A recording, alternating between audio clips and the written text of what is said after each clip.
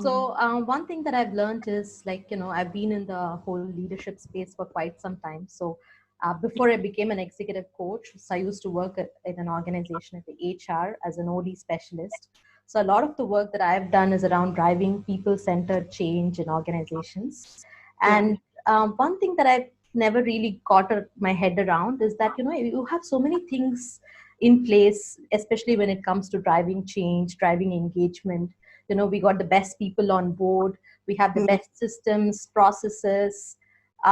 We've created such awesome plans in place with respect to a project. Yet when it comes to implementing it, sometimes things just fall flat. um, Mm. and if you look at it, typically it goes back to mindset. It goes back Mm. to how the leader and the people in the team are bought in, whether or not they're bought into the change, whether or not they were treated with respect, whether or not they were treated with emotional intelligence, in the way Yeah. things were carried out. So I think that's where my passion for this Mm. topic and what I do really comes from, and that's why I really thought I should go and explore more about mindset. Mm. Which is why I started to learn more about meta dynamics, about Yeah. mindset, and all of these things that we are talking about today. Yeah. What does mindset encompass for you? It's such a broad, sweeping Mm. term and word. Mm. What does that encompass for you? Yeah, I think it's a combination of few things. Core of it, I think, is beliefs, our Mm. attitude towards things, Yeah. the intention. The second and most important, especially for all of us, and especially for leaders, is values. I think Yeah. that underpins mindset. Primarily, I think these two are the most important elements for Yeah. me: beliefs and Yeah. values. Yeah, absolutely. Absolutely. And so how does emotional agility tie into this need for mindset work? Share with us a little Mm. bit your perspective on that. Yeah, yeah, sure. For me, actually, mindset is there, whether we want it, whether we are using it in a conscious way, or Mhm. we are actually falling for the unconscious. Because if Yeah. we don't take conscious control of how we respond to things, we typically react. So I Hmm. think that's what emotional agility is for me. So emotional agility is moving from unconsciously reacting, to consciously responding to people and situations. Yeah. I think it's breaking away from the unconscious patterns. To me, that's emotional agility. And mindset, again, if we don't do anything about our default typically is driven from a place of fear rather than trust. Because biologically, we're all still like, we're biologically wired to be averse to uncertainty. So the typical response to uncertainty is run away from it, like, just fear, frustration, um, um, rather than actually taking ownership. Also, another thing that emotional agility, for me, what emotional agility is recognizing that between a response, like a stimulus and a response, there is a spectrum of choice that's available. Mm. And it's such a Yeah. beautiful thing to be able Yeah. to see that and access that spectrum of choice. Yeah. So how would we go about? Because I think a lot of people believe like something happens and we respond and Mm. it feels instant in a lot of Oh, moments. yeah. How do we access that spectrum of choice? I love that language, by the way. Like, just, Yeah. yeah, how do we access that spectrum of choice? Yeah, sure. I think the first one is awareness. Hmm. That's where I started, like unconscious to conscious, just Yeah.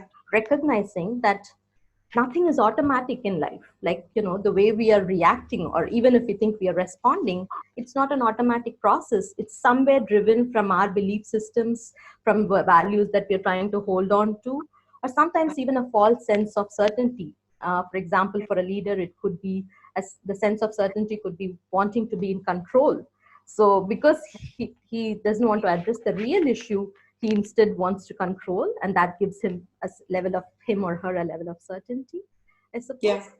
So to me, it starts with awareness and ownership. I think are the two things, that Yeah. whatever we are doing, whatever that, however we are impacting or coming across to other people, the way we are responding is all us. Mm. Mm. All us. Yeah. Yeah. I think we've started getting into the deep nitty-gritty concepts as we've got further into the day. Mm. Yeah, so it's definitely all us. So I think we've had a lot of conversations around building that awareness and um, building that within us. Is there anything that you would add to those conversations? Yeah, definitely. Especially when it comes to, so some people refer to this as emotional intelligence. I'm cool with all of those terms, beautiful Yeah, ways of defining it. Um, so one of the most important things is, I think, unlearning some of the education that we've got around emotions. Because for a lot of us, unfortunately, we've been taught or we've not been role modeled how to experience emotions or process them in the right way. yeah, So our unconscious is typically, and what from my experience, I've seen people either they get caught up in the emotion. So yeah, that's one way of responding to it. The other way is trying to suppress it as if it doesn't mm-hmm. exist. Yeah, Another wrong education that we've got is to label emotions as good or bad. Like, certain emotions are okay, are good ones to have, and certain emotions are bad ones. And there's so much cultural nuance into this, and this is where we started this discussion. I mean, like, mm, the way we've been brought up. Like, for a lot of girls, for instance, for a lot of women, anger as an emotion is a very troublesome one. They can't access anger in a functional way. So yeah, because they've not been, most of the time culturally, girls have been asked to shut down anger as an emotion and not be yeah, aggressive. So a lot of women have issues being assertive. A lot of women have issues accessing power. So power is not a very, they don't have a positive association to power, unfortunately. yeah, Which is what leads to, in the workplace, not enough women rising as leaders, from what I see. yeah, Um, and similarly for men, like, sadness as an emotion is shut down for boys, which mm, means that they see any form of thing that shows up as weakness, like, they don't want to come across as weak, which means they can't be vulnerable in front of people. So yeah, as leaders, they're unable to build trust and connection, because there is no trust and connection when you can't express vulnerability. yeah. Beautiful. So if we're not going to label them as good and bad, and I Mm, totally concur, yeah. how do you suggest that we talk about Mm, emotion? Great question, Amy. I love Mm, that. I think radical acceptance that all emotions are important. mm-hmm. They're neither good nor they're bad, but they're all so important. Yeah, Um, and that they have a very important message. They exist for a reason, for a purpose. Um, for example, anger. I spoke about anger, so mm, I'll go back to that. yeah, Anger is a great emotion because mm, anger is so important to set standards, to set boundaries. Um, yeah, when dealt with in a functional way, it is mm-hmm. so important for a leader because Alex spoke about setting standards. How do you Yeah, set standards, especially when people are not being compliant or not are falling out of the line without accessing anger? Assertiveness is a beautiful way, a functional way of expressing anger, yeah, instead of resolving to aggressiveness or people pleasing or compromising or letting things be as if they don't exist. Those are the two dysfunctions, according to me. yeah, yeah. So on one end, we've got the aggressiveness, then there's the assertiveness, and then there's sort of even further away from anger, Yeah, there, shutting there's down of anger, which the is shutting down, just which turns into compromising. people pleaser. Yeah, yeah. So assertiveness seems to be key in Mm. what you're discussing at the moment. Mm. What other emotional pieces? Yeah, My oops. apologies. Um, No worries. I was using my hands. I apologize. What other emotional pieces? So it sounds like there's like this spectrum of no anger is the people pleaser and over anger is the aggressive, Mm. and then there's this assertiveness in the middle. Yeah, What other emotional spectrums do you yeah. have that you think would play out well in the workplace? Yeah, sure. So, a few things, for instance, is anxiety. So, if we get caught up in anxiety, it could be procrastination, Mm-hmm. or putting things away forever. Shutting down anxiety could also means overconfidence. Yeah, Um, a addressing anxiety functionally would mean I prepare really well and then I just surrender to what it is and not get caught up in the outcomes. focus on the present, focus on the process. Great. Thank That's you. that's one example. Yeah. Yeah, like sadness, for instance, could again mean so many things in the workplace. Yeah. So someone who's caught up in sadness could create a lot of emotional drama. We also call it emotional spillage. So sadness could also mean, for example, for a leader, if he or she is upset, can get shut down and get disconnected from the team. Yeah. On the other hand, on the other extreme, it could be a level of over functioning and constantly being caught up, being busy, because they don't want to address the real issue, which is that they are upset or they are feeling sadness. Yeah. So it sounds like a lot of the dysfunctions, so being busy, disconnecting, procrastinating, come from a disconnect from our emotions. Would that be accurate? Yeah. Absolutely accurate. Yeah. So how then do we connect with our emotions more resourcefully? What does that look like for us? Yeah, sure. I think the first level would be awareness. Mm-hmm. So understanding where we sit in the emotional spectrum. So this requires a bit of self-work. So one is, so for example, depending upon our behavioral preferences, our different people, we all respond differently to the world, to situations and people. Yeah. So for example, some people are comfortable setting boundaries, but they don't have the strength around building connection and empathy. While others are good with listening, active listening, and building empathy, but not comfortable around setting boundaries. Um, so that's one level of self-awareness. Also understanding, I think, to a large extent, our own emotional triggers. Like, what is it that I get triggered by? And sort of analyzing that, oh, I seem to get triggered by this during the day. So I think bringing a level of proactiveness, because if we know how we are reacting, suddenly we have choice as to what we can do differently next time. It's not no more like a reaction anymore or an instant thing. Like we know what our patterns, so we have the power to change it now suddenly. Yeah. I think that's where I would start, bringing a level of awareness, understanding our preferences, where we sit in the emotional spectrum, in terms of what emotions are come easily to us, which ones are difficult ones for us to access.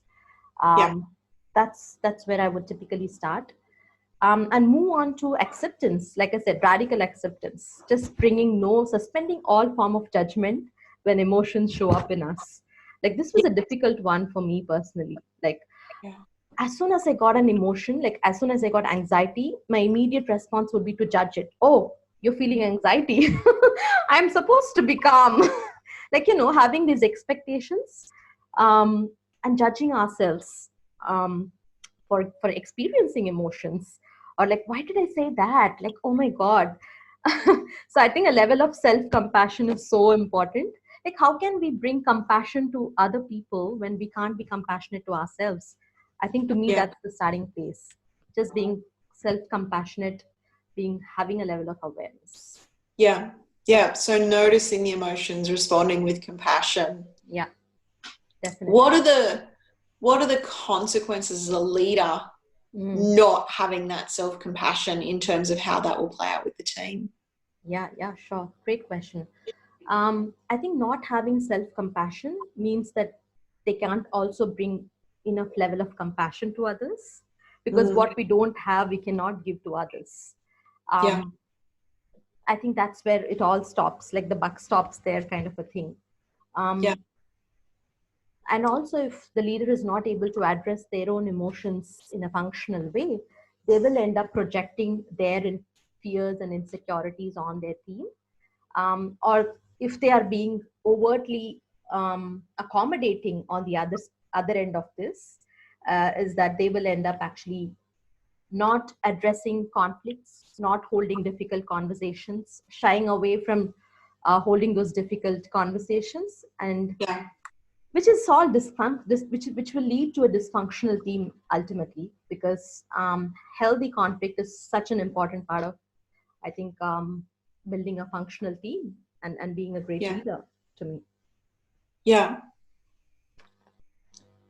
So if the leader's able to have those hard conversations and bring that healthy conflict Yeah. to life, what starts to happen within the team? Mm. I think one, they'll feel less level of judgment for expressing who they are, for bringing up differences. So there will be more trust for sure. Yeah. And when there is trust, there will be they will feel more comfortable bringing up differences. So there will be healthy conflicts going on rather than what we call false compliance, which is very, very dangerous. We know that, Yeah. like in the long term. So Um, what do you mean by false compliance? Just that's not a term I'm familiar with. What does that mean for you? yeah, sure. So it's about people pretending that everything is okay when it's not. Yeah. Yeah, okay, cool. Cool. So without this ability to engage and bring perspective to the conversations, there'll be it's kind of like sweeping it under the carpet and Yeah, hiding it. That that's yeah. right. That's right.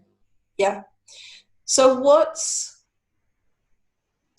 the thinking required by a leader to bring this to their team in terms of what emotions it is appropriate? Because I think those overly expressive and the spillage of emotions, how is it best for a leader to deal with that in their team members? Mm-hmm. I think I would go back to exercising choice consciously, because the overreaction again is dysfunctional. It comes Yeah. from a place of not knowing what to do when emotions come up and just showing it all, because that may be very damaging, especially in a situation like what we are seeing right now, right? Like the whole COVID has Yeah. brought in a lot of uncertainty. People are already sort of very frustrated, under anxiety, and a leader is someone they look up to for certainty. They just want some kind of guidance. And if all the leader is showing up is projecting their own uncertainty, their own emotions upon the team, um, that will lead them nowhere. And we can see that happening right now, right? Like the way world leaders have shown up in how they've dealt with the COVID crisis. um, I just want to give an example to demonstrate this. Like Yeah. the way Donald Trump has reacted to the whole situation vis-a-vis Jacinda Ardern, right? And it has literally defined their leadership legacy. Like Yeah. Donald Trump got caught up in his own fears, lack of self-trust, and in the process started lashing out on media. So it's again lack of ownership. It's not that I am feeling whatever, it's that the media is projecting in a bad way, getting defensive during press conferences, and it shows up in the way of the results that the country has got in terms of how they've dealt with the crisis and his own results as a leader, as opposed to how Jacinda showed up. Like she was very quick to trust herself when it comes to making decisions. Like I'm pretty sure she had a lot of anxiety. Like no one has seen this crisis before. But I think it's bringing that level of awareness, saying, okay, this is what I know. With whatever that I know, this is the decision that I'm making, and trusting herself with it. Like she decided to go on level 4 restrictions early on, and it was not received well. So emotional intelligence is not about always doing the things that is most popular or always being very empathetic, but making tough decisions from a place of empathy and having the right intention for your people. I think that's what she did, and it's showing up in the way you know she's come across as a leader. Like people have literally gone ahead and said that she's the best leader on the planet, and her response to crisis is the masterclass on leadership and things like that. That's been the headlines from the press. I think that's evidence right in front of us. Same crisis, same situation, two different outcomes for two different leaders. And the absolute differentiating factor is their level of emotional intelligence, how they chose to show up. That's it. Yeah. Beautiful. So it seems like self-awareness is one of the key pieces in emotional intelligence. Emotional awareness is one of the key pieces in emotional intelligence. Is there anything else that needs to be added to that in your mind? So one is definitely awareness, acceptance. The third is ownership, like I mentioned. I think it's about understanding what goes in each of these components. So for example, self-awareness to me is, like I said, having a good emotional literacy, just simply being able to label our emotions, like call them a name. So for example, instead of saying I am sad or I'm fearful, we can actually make it as I am experiencing sadness, or I'm experiencing fear, or I'm noticing that I'm experiencing fear. Because suddenly that I'm not disconnected, but I'm actually giving myself more choice when I label the emotion, rather than get caught up in it. Like I am experiencing fear is much better than I'm fearful, suddenly, because that gives me choice. I think that's number one. The second is, like I mentioned, get to know ourselves a little bit better. Like Claire spoke about self-awareness. We all respond to crisis very differently. Like half the population, half the people actually are okay with uncertainty. They sort of are okay with uncertainty, but half the people, the two, like half of the population is very, very averse to uncertainty. They want to hold on to certainty, stability. So when we know those patterns and how we respond to crisis, so for example, certain people go into a shell when they experience stress. Certain people lash out on others when they experience stress. Certain people shut down, like get into compromise mode when they are in stress. So I think knowing those differences, through those tools that we have. So, for example, a behavioral profiling tool gives great insights into how we respond. Having the emotional literacy is something that we can all build and improve on. When it comes to, I think, practicing emotional intelligence, when we interact with other people, again, there are a lot of tools that are in place that we can learn and practice. Assertive communication, there is a way to do assertive communication. There's a structure to it, and I can share some of the things here, but typically it's a more longish process to learn these tools.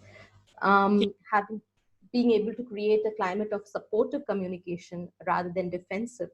Like for example, when we get caught up in emotion, the typical response is to assign blame rather than objectively call out what went wrong, like what is the issue. So knowing and having access to some of these tools, I think, is a great place to start. So equipping ourselves with resources that help us develop emotional intelligence, as well as the awareness and the ownership. Absolutely. Wow. What lessons do you think are available for people right now to identify their level of emotional agility, or our leaders right now to bring awareness to their level of emotional agility? Okay. I will be more than happy to share anyone on the call who's listening to this, like a free emotional intelligence test. So I'm happy to share the link and also have a conversation with me if you wish. That's something you would like. Awesome. To understand where they stand in terms of the emotional intelligence spectrum. So I think there's so many resources out there. I'll be more than happy to send some through Yaja's mail as well. Beautiful. So you've got an assessment for people to do. As a result of raising the emotional agility of the leader, what impact has that had on teams that you've worked with in the past? I think emotional intelligence is what underpins great leaders from the rest. That's what I've seen. Like people who are emotionally intelligent have got to be better leaders, because these are people who lead from a place of inspiration rather than authority. These are people who are able to garner commitment rather than compliance. Compliance is very short term, like it goes away. The moment the leader goes away, compliance goes for a toss, whereas commitment is a whole different game. I think that the third thing is, like, especially right now, the way leaders are making decisions. An emotionally intelligent leader always makes decisions, sound decisions, which are long-term focused rather than making hasty, short-term focused decisions. So to me, I think they just stand out.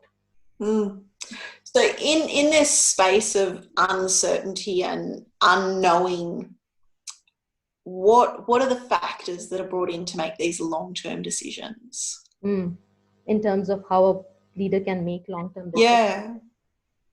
Yeah, okay. I think it starts with flexibility and agility. Like, Yeah. because things are not the same, things have changed. Processes have changed, the way they interact with their teams have changed. I think building a level of flexibility between what I need to do in the short term, like right now, to Mm. get things going, vis-a-vis ensuring that that is aligned to where we ultimately want to go, like where I ultimately want to take this team. Having that vision in terms of, this is the goal that I have for this team, and this is what I'm willing to compromise in the short term. Because it's I think bringing up, having a balance between people and goals, to me Mm. that's really the key. Not getting caught up in one thing or the other. Yeah, beautiful. Thank you.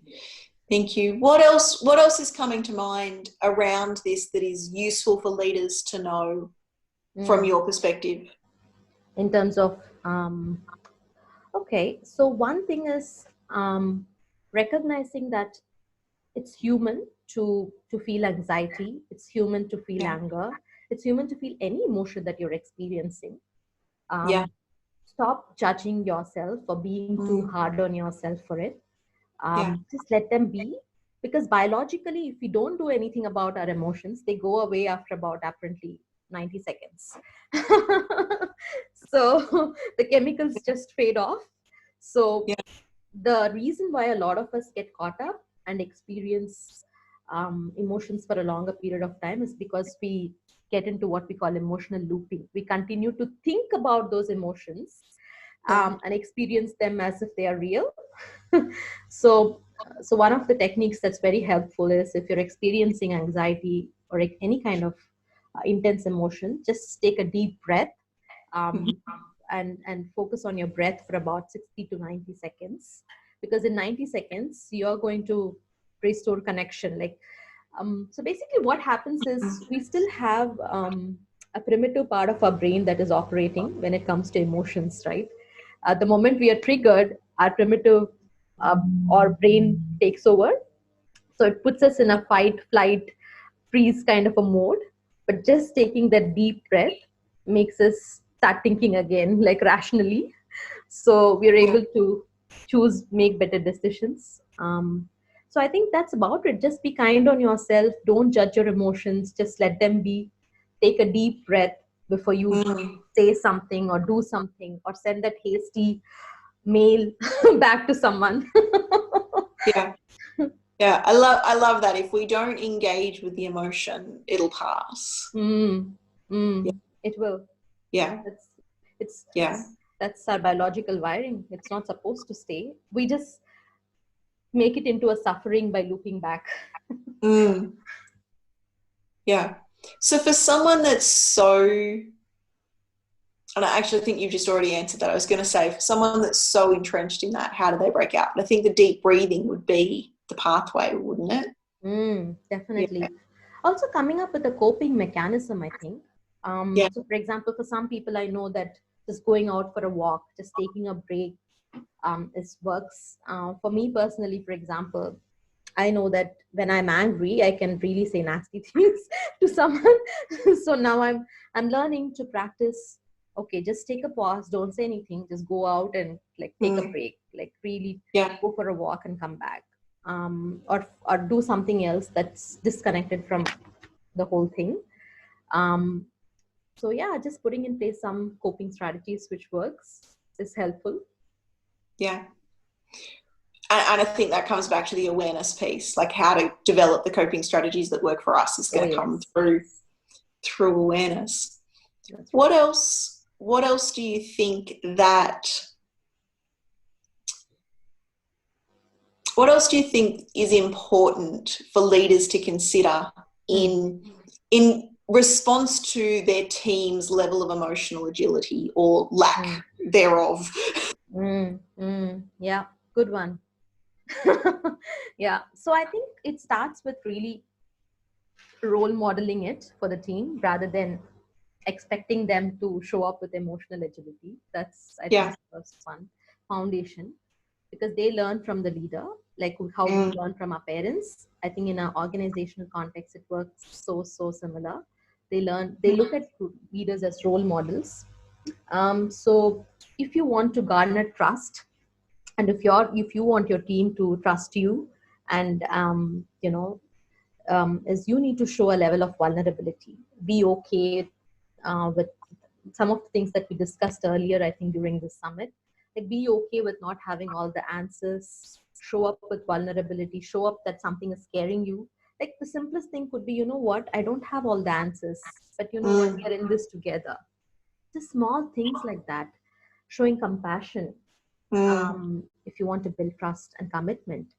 um, Sometimes you have to let people go, right? Like, you have to make those tough calls of standing someone down, or addressing like a wrong behavior, but doing it Yeah. with assertiveness, coming from a place of respect and compassion. I think that will teach them that, oh, okay, I'm supposed to address what's not okay, but do it in a way that's respectful. Yeah. So to me, I think it's really comes from role modeling, really. Like, just be what you want to see in others. Yeah. Yeah. Beautiful. And taking accountability, I think. So for example, if we can't be perfect all the time, for example, if you responded in a way that you're not proud Yeah. of, just take ownership for it and say, hey, team, I'm so sorry that I did that. Or I responded like that, or I reacted like that way. I Yeah. didn't mean to do that.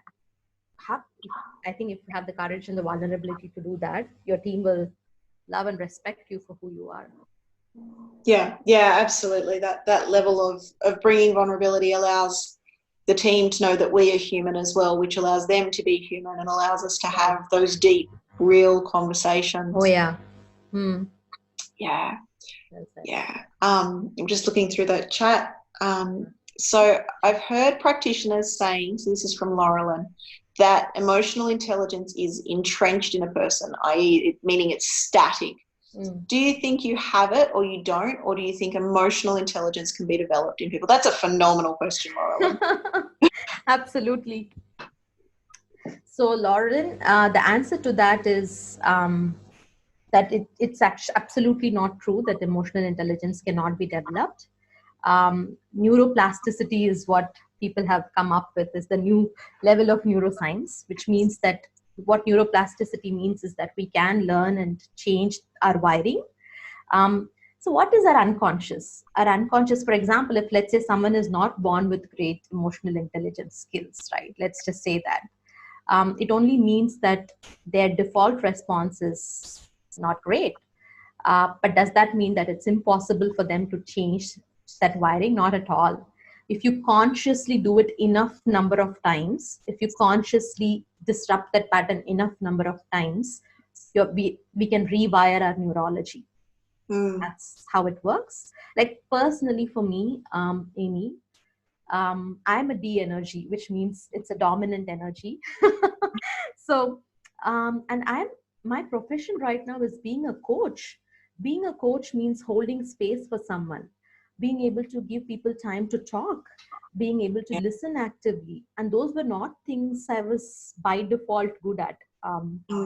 Okay, it took me a lot of energy to do that in the beginning. I used to feel exhausted. I But hear you. that's right. So my natural wiring actually is not is not good at those things. Like, assertiveness to me comes more easily than than empathy. So, but I've done it so many times now consciously that now it's my default. It feels natural to me to hold space for someone else and to bring empathy. So definitely not something we can't learn. Yeah. Yeah. What would you consider the qualities needed? So acknowledging your own journey, certainly it's been my journey as well, that move from a lower level of emotional intelligence and a lower level of potentially empathy and connection with others. What was needed to start that transition? What would the qualities a leader with low emotional intelligence would need at the very beginning to start becoming more emotionally intelligent? Yeah, great question. I think I'll go back to your discussion. It starts with intention.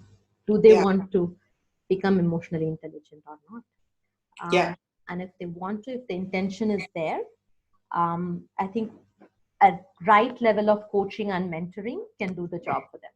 So mentoring Yeah. is about building the skills. So in a workshop, typically I will share the tools with people to build emotional intelligence. Things like how to have an assertive communication, how to build an environment of support rather than be defensive. Things like how to acknowledge and validate someone. So these are things, tools which are important to be Yeah. emotionally intelligent. To be able to acknowledge, how to practice self-compassion. I will teach why emotions exist and things like that, right? So those are the Yeah. structural, tactical tool elements. The other is coaching. So if someone has the intention, they're going and trying out and rocking out with practicing these tools, eventually they'll start getting better and better.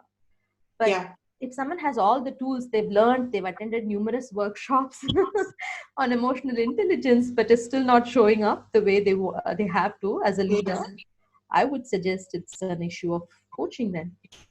Yeah. Yeah. Going back to your conversation, Amy. I'm inclined to agree, but that could be because that's what I taught. I think there's definitely the level of intention.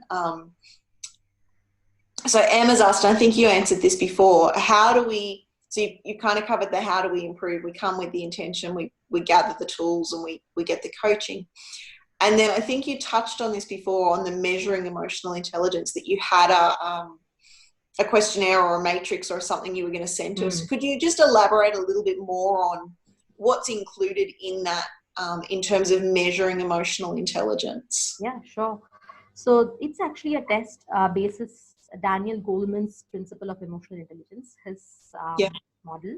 So it has 4 components to it: self-awareness, self-management, social awareness, and relationship management.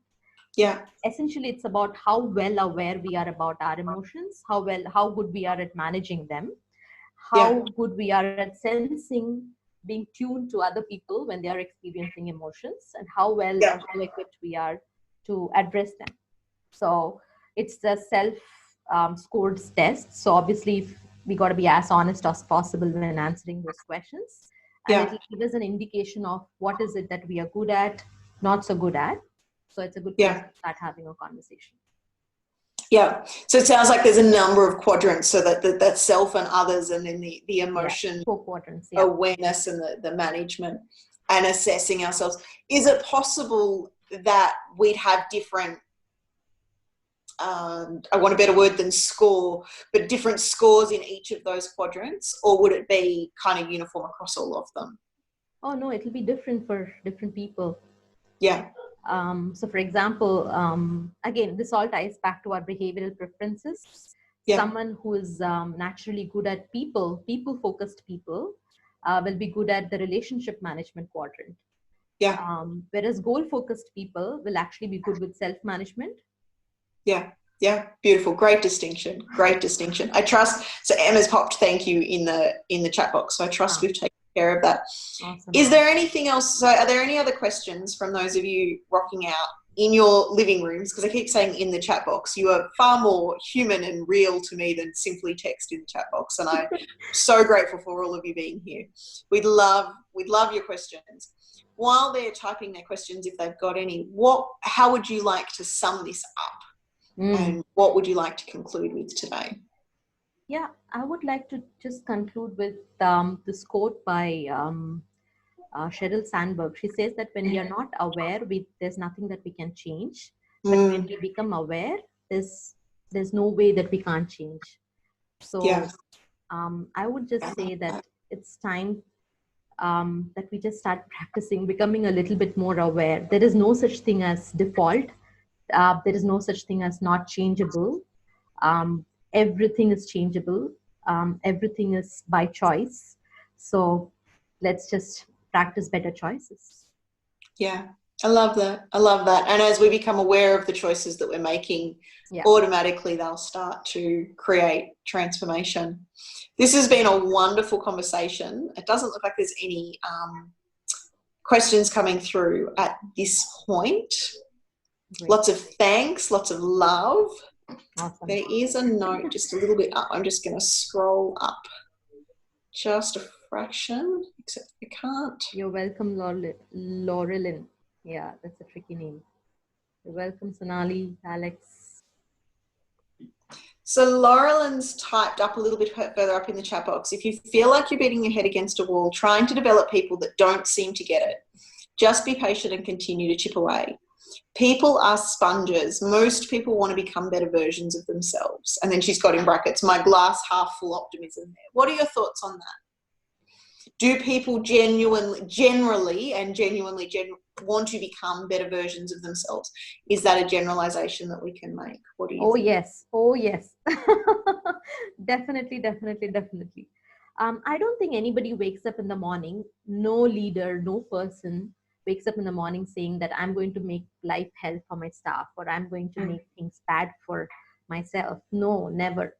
I think my core belief is that everybody has the best intention for themselves and others. Sometimes it's just a lack of awareness and sometimes the lack of skills. So not at all. Like sometimes like the most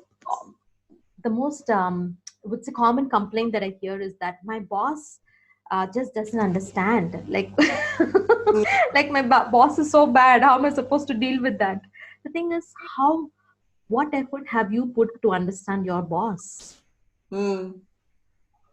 That gives you choice to start somewhere. Yeah, beautiful. I love it, bringing the perspective change. Wendy's just added, people do want to be a better version of themselves. The challenge for many is the willingness to take action to create the change. What are your thoughts on that? How do we engage with people? And I know it was a lot of the conversation I had with Yaja this morning. I'm curious your thoughts around willingness. What's your perception on that? That's a really good one, Wendy. I think the challenge is really about taking the action and taking persistent action. Because when we take action, here's the thing, we are going to make mistakes. We are going to get things wrong. We are going to be messy. And the problem is most people give up because they don't want to look messy or they want perfection. And they expect that magically there will be this high emotional. So in the context of emotional intelligence, suddenly like do everything right. Like when that's not going to happen. You just have to take action and just learn from the mistakes and just keep going. I think that's the key. I think those are the people who end up creating the change that they want, rather than just just sitting and waiting for it to happen. Like personally, when I started off, it was so difficult. Like I used to question my choice. Did I actually make the right choice in terms of trying to become a coach? Like, am I even meant for this kind of stuff? Because it was difficult for me. But I think I learned from all the mistakes that I made, from a perspective of how can I make this better. I think that's it. Yeah. What just occurred to me, I don't recall who said the quote, but something along the lines of, don't assess whether you like something or not until you're good at it. And I think it's definitely the same for emotional intelligence. Don't assess whether you like deep, meaningful connections and difficult conversations until we're good at them. That's a good one, Amy. I love it. It is, so powerful.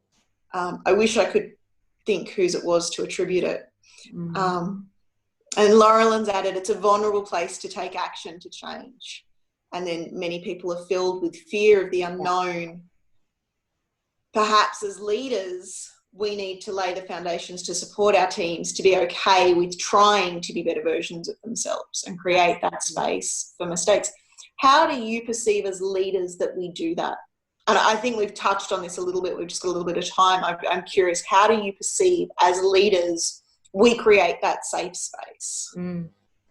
I think from culturally speaking, one is be okay with people making mistakes.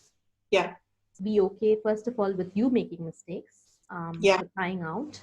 And secondly, be okay with people making mistakes.